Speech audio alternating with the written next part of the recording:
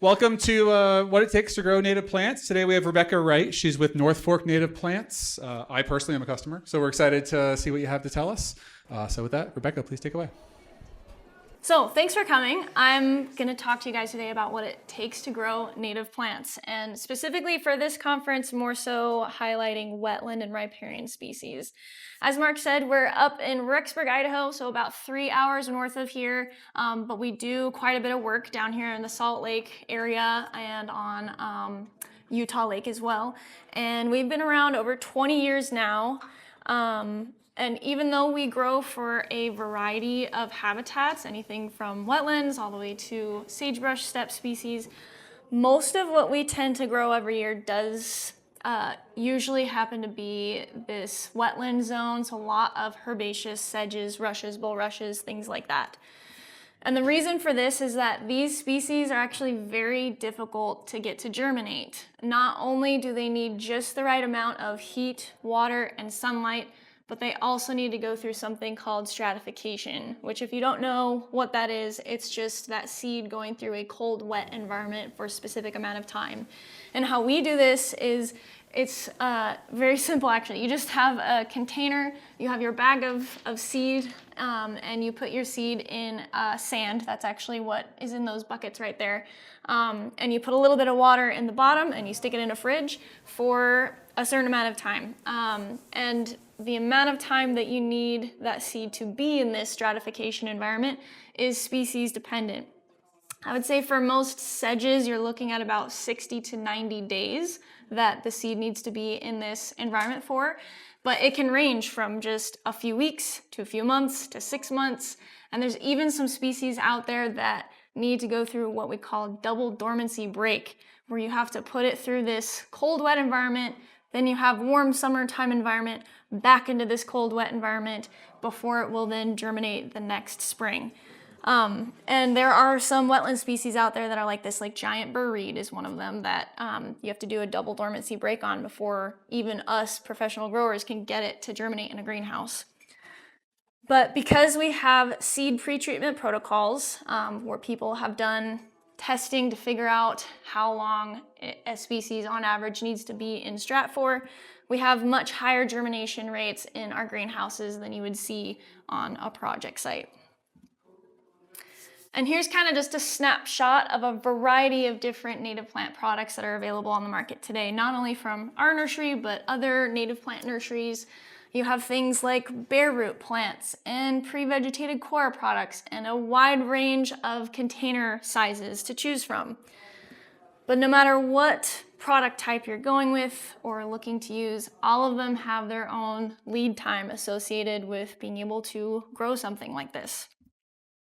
And it all starts with what starting material are you using.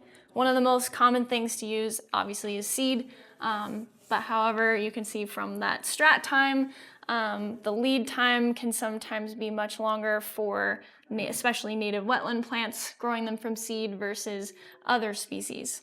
One of the upsides of using seed though is you can go out and collect it yourself from your project site or a neighboring site and get better local genetics for us to grow out and then plant again on a project site. Bare root plants, we have wetland bare root plants. There's other nurseries out there that provide woody bare root plants, things like trees, shrubs. And although they are more readily available maybe than some containerized plants, they do have specific windows in which those kinds of products are shipped. So our native wetland bare roots, which is that middle picture, we can ship those usually around April 1st through October, weather depending. For woody bare roots, they usually ship those only in the spring and the fall when the plants are still dormant to minimize shock and risk of death during shipment. So yeah, there's just more specific times that those are available and they have limited genetics. Generally, we and other native plant nurseries are not growing bare root wetland plants from a specific genetic source. It's just kind of whatever genetic source they have on hand is what they're using. Another way to start out growing native plants are dormant cuttings. There is something called live cuttings or softwood cuttings, but those are not really used unless you have a specific infrastructure that can keep the environment very humid and very warm, even more so than your average greenhouse. So most nurseries will use dormant cuttings. You can collect these either in the fall and then store them over the winter and plant in the spring, or like our nursery, we prefer to wait until late February to early March to collect these. And then we soak them in bins with water for about a week, and then we just direct stick them into containers for the grow out. We have our own sources that we can pull from, our own stooling blocks that we can pull cuttings from, but this is also another great option for custom collecting cuttings from a project site or close to a project site to get local genetics to grow out with. So as you can tell, from a nursery's perspective, the first question that we're usually asking customers is there a specific genetic source that you want to use for the grow out? If yes, the next question is what format? For cuttings, like I was saying, either you're storing the cuttings or you're collecting the cuttings in late February, early March. So that determines when we start growing the plants. We can't collect cuttings in April after the plants have already started budding out. So if we're using cuttings or if the client is providing cuttings, we have to start the grow here, which will limit your container size because once the cuttings start growing, you can't stop them until they go dormant. And so one of the drawbacks of using cuttings is you have to plant them in a larger container size, which usually is more expensive than a smaller container size. But you just run the risk of having a root-bound pot by the end of the season if you go with a smaller size and are using cuttings to grow out with. For seed, collection timing is important to remember. Each species is going to be ready at a different time. You can take 10 different wetland species and you might have to go back to the same source wetland multiple times throughout the season to get all of the species that are on your plant palette. Not only that, but even geographically, different wetland stands are not going to be ready to collect from at the same time. So collection timing is important to keep in mind if you are planning on using custom seed, and also allowing time for stratification is a factor with seed, whereas with cuttings you don't have that. And you have to remember, growing from seed, whether it's a tree, shrub, willow, herbaceous, graminoid, it takes longer to grow, to root out a pot when you're starting with a tiny little seed versus a large cutting. If the genetic source doesn't matter, then really it just comes down to what species are you asking for and in what container size, and does this match up with when you need the plant? And if your timeline is flexible, then basically you're just asking the nursery, hey, when can you have this ready by? Okay, great, that works with us. But as you can see, the main 4 topics we keep going over are: what are the genetics? Does it matter what genetics we're using? What species are you asking for? And what container size? And when is your anticipated installation time frame? And we'll go over a common example. So one of the things that we grow every year are herbaceous wetland plugs, things like sedges, rushes, bulrushes. So we have our starting material, either we've collected seed or we've bought seed from a seed vendor. So some seed cleaning might be involved in there. We have our stratification step. We got to dry down the seed before we take it to the greenhouse to sow it out. And then we have our containers that we sow the seed out in.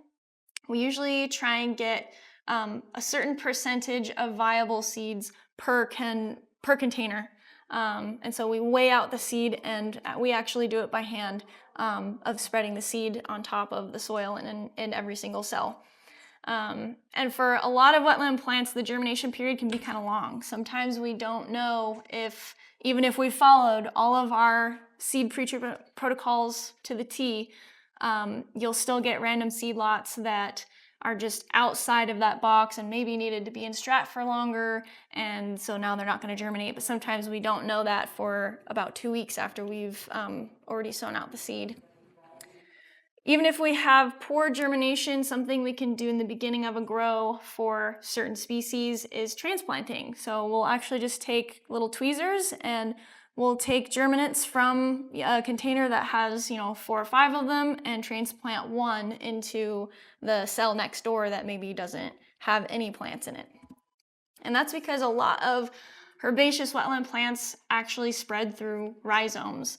Out in nature, not a lot of wetland plants naturally recruit through spreading seed. Most of the time, it's clones that create a wetland stand over time through spreading their roots and shoots and rhizomes. For us, during this part of the grow, a lot of what we're doing is maintenance, weeding, watering, fertigation, disease monitoring, and competing with pests. Luckily, we have our overhead irrigation systems. This is called a boom, and highlighted here in red are the arms of the irrigation system, and all the little black dots are the nozzles. And there's a computer that we can set to run and water during specific times throughout the day to make sure that those plants are getting just the right amount of water that they need. And we also use this for our fertigation process. Now, herbaceous wetland plants technically don't need fertilizer. They get a lot of their nutrients naturally from the water that they're growing in. But for our purposes, it doesn't hurt, and it helps them grow faster so that we have a quicker turnaround time from the beginning of the grow to the end of the grow. And at the end of every grow that we do, we always have a hardening off phase, which is where, we have a 85 to 90 degree greenhouse, February, March, April, May. And then at the end of May, we usually start bringing down our greenhouse temperatures every day to then match the temperatures that are outside, just to help prepare that plant so that there's no shock taking the plant from a warm greenhouse outside. So just our growing phase for a herbaceous wetland plug is about 4 months long. And we don't want to shorten this time frame because then you end up with a not well-rooted container, which can in turn cause multiple problems, not only with handling things, the root ball is not staying intact and you're trying to plant it, but also, as you know, plants pull a lot of their energy stores from their roots. So once they're planted on the site, not only do they have to go through planting shock, but anything that they might come up against or deal with on the project site, they may need to pull from energy stores to get through that stressful time. So putting this all together in a visual timeline, let's just say you want some wetland plants to plant in the beginning of June. Okay, so late May, we have that hardening off stage. February through May, we have the active growing stage, which means we would have needed to sown out the plants in early February, which means that stratification period would have needed to happen a couple months before that, which means we would have already needed to have that seed in our hands by September of the previous year. So you can see, just for a small containerized plant, that timeline is almost a year long. And that doesn't even count if we've custom collected the seed ourselves or if our clients have custom collected the seeds ourselves, because depending on when that seed is ripe and available on the landscape, that could push it to starting earlier in the summer. So species can affect this timeline depending on when the seed is available, either from a vendor or on the landscape. Container size can affect the active growing stage. If it's a larger container size, we need more than 4 months to fully root the container. Delivery time is a huge factor. If there's a project that they want their plants in late April or early May instead of June, that pushes this entire timeline to the year before, because like many nurseries out there, we don't have grow lights. We can't be actively growing plants November through January because the angle of the sun isn't high enough to trick the plant into thinking that 12 hours of daylight at 85 degrees is warm enough to think that it's springtime. And so they're not going to even if it's 90 degrees in the greenhouse, they're not going to actively be growing if there's not enough day length, if that makes sense. So we would have needed to grow the year prior, then overwinter the plants so that they were ready by April of the following year. And the custom seed collection timing can affect this timeline, of course. And I know in reality, not everybody's project revolves around the timeline that it takes to grow the plants that they want. And so things that nurseries will try to do, obviously, is have a general inventory of plants that are just already grown and sitting around waiting to be bought. On a custom basis, what we try to do is already have seed on hand that we know will most likely be asked to grow the next year. And for once Mother Nature is working for us on this next one, there's a lot of wetland herbaceous plants that can actually sit in that stratification environment for years. And so we can have seed lots for 5, 7, 10 years just sitting in our nursery and in that stratification environment that we can just pull from at a moment's notice to be able to sow out in the greenhouse.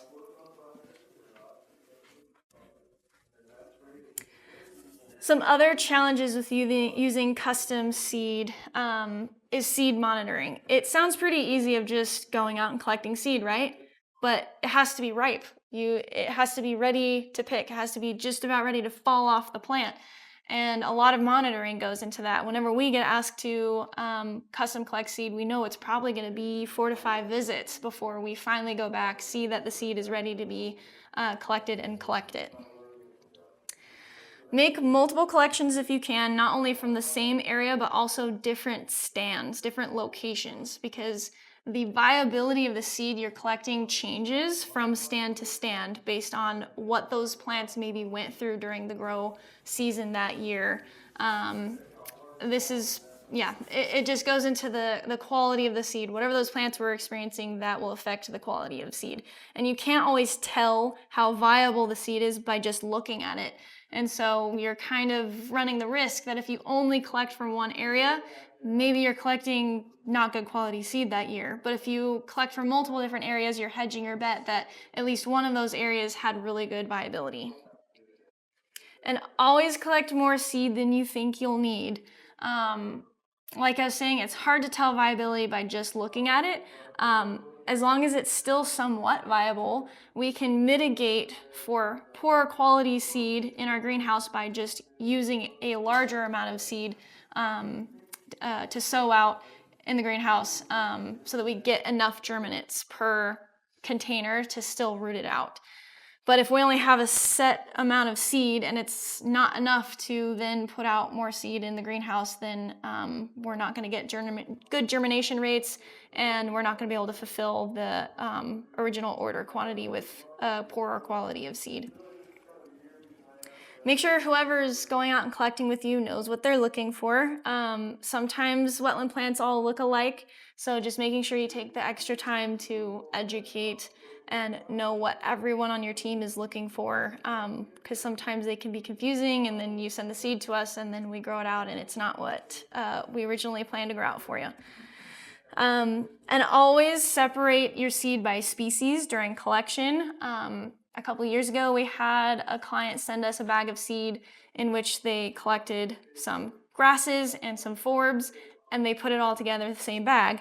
And what they ended up with was grasses because it outcompeted the forbs. The forbs did germinate, even though we weren't able to exactly follow its stratification protocol. But as you can see, the grass just quickly outcompeted the forbs, and that's what they were left with. Challenges with custom collecting cuttings, just making sure the site is accessible during the dormancy period in which you'd want to be collecting. Sometimes you can get around this with either a snowplow or snowshoes or a snowmobile, but just being aware of how much extra time that takes when accessibility is difficult is something to keep in mind for cuttings. And also mark your species in your stand before things go dormant. It's really difficult to tell the difference between most willow species from each other, unless it's like coyote willow. Coyote willow is a little easier to tell the difference, but there's quite a few willow species that all look the same when they're dormant. and it's hard to tell the difference between cottonwoods when they're all dormant. So if the exact species matters to you, just make sure you mark it before everything goes dormant. And even if you're not custom collecting or you're not providing custom material to a grower, there's still many different growers out there that are all looking for starting material at the same time, whether that's a seed or a bare root from a vendor. And so oftentimes supplies will run out. And so that's another reason to get in contact with your grower in advance so that they can secure that starting material while it's still available.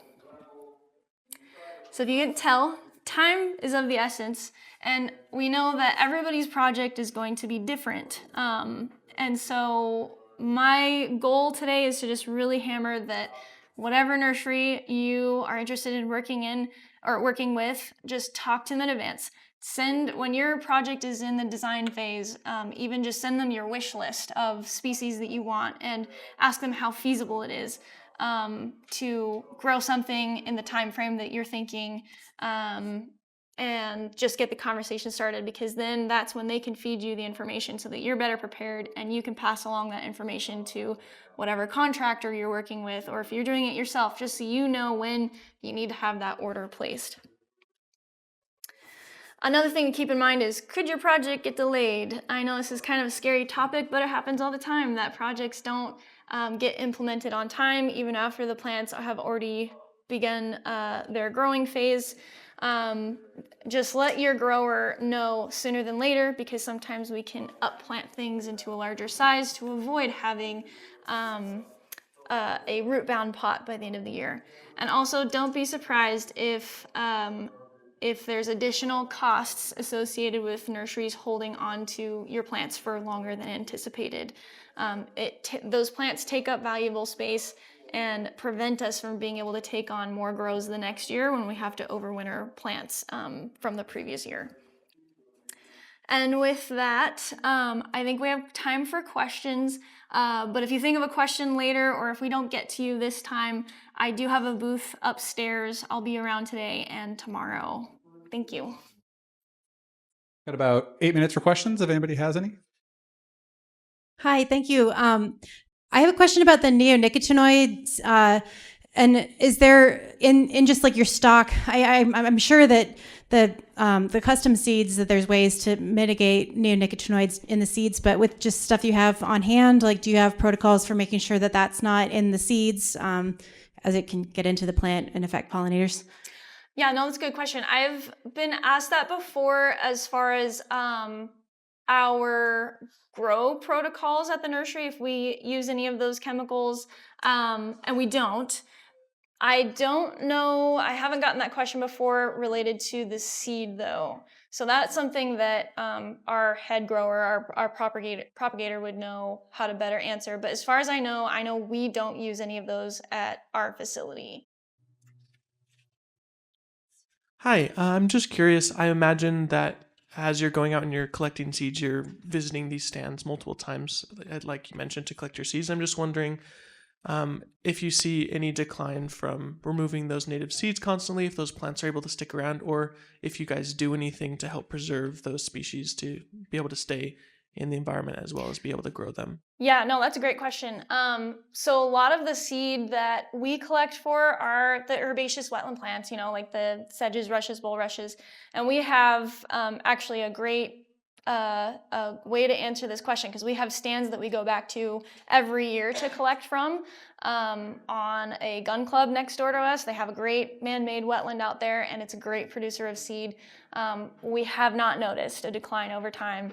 And my guess is because most of them are not replenishing themselves from seed every year, they're actually just regrowing every year from the rhizomes. And so as long as we're not removing the plants themselves and the rhizomes themselves and the roots, or damaging the roots in any way, those plants will come back every year and keep producing seed. Hi, I just had a question about if you've heard from your clients, like how successful their restoration projects are with the plant species, just from the sense of if you have repeat customers that need to replant similar areas just because of climate change or whatever kind of issues would make it difficult to to actually grow the plants that you're providing. Thanks. Yes, no, I do. I love it when first of all, I love it when our clients come back to us and give us feedback, just because every project site is different. We do have repeat customers, both because the project was successful and they're moving on to another area, and because their first area wasn't successful. And maybe that's just because they used a bare root on a site that didn't have the hydrology to support a bare root, and so the plant didn't live, and so now they want to try a different plant format. Like you're saying, it is very dependent on Mother Nature and what kind of water year their site ends up having right before and after planting. That's probably the biggest factor when it comes to a successful or not successful project site.